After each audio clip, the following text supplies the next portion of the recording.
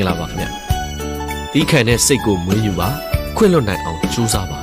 သူတစ်ပါးနေရာကနေဝင်ကြည့်ပြီးတော့ခံစားပေးပါ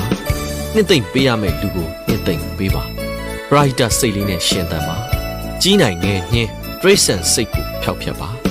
မိမိရဲ့ခံစားချက်ကိုပဲရှေ့တန်းတင်တာကိုလျှော့ပါယူသားပွင့်နေပါနေရာတကာမှာဆရာဝန်လောက်တာဝင်ပြီးဆုံးဖြတ်ပေးတာတွေလျှော့ပါစကားပြောနေရင်ဖြတ်ပြီးမပြောသင့်ပါကလေးငယ်တွေကိုချစ်ပါတရိတ်ဆန်လေးတွေကိုလည်းဂရုဏာထားပါအားလည်းရဲ့ခီးစဉ်လေးတွေကိုစီစဉ်ပါအကြောက်တရားလျှော့ပါရှက်တင်တာကိုရှက်ပါအတင်းပြောဆိုခြင်းရှောင်ခြင်းပါ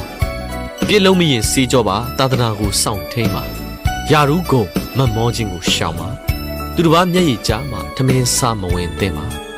အရာရာတိုင်းကိုမအားသင့်ပါကျင်နာတတ်တဲ့နှလုံးသားရှိပါခေါင်းရှောင်တတ်တဲ့အကျင့်ကိုဖျောက်ပါတာဝန်နဲ့ဝေတရားကိုကြေပွန်စွာထမ်းဆောင်ပါအပြောနဲ့အလုပ်ညီပါ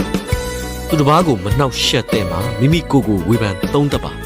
မိမိရဲ့ချွေးမိမိရဲ့သွေးနဲ့ရတဲ့ဝင်ငွေတွေကိုခုံမိပါကြွားဝါလိုတဲ့စိတ်ကိုဖျောက်ပါအမုန်းမပွားသင့်ပါအညှိုးမထားသင့်ပါမိမိကိုယ်ကိုဘုံမပေါ်သင့်ပါနှလုံးသားထဲကထာဝရဘုရားတည်ပါ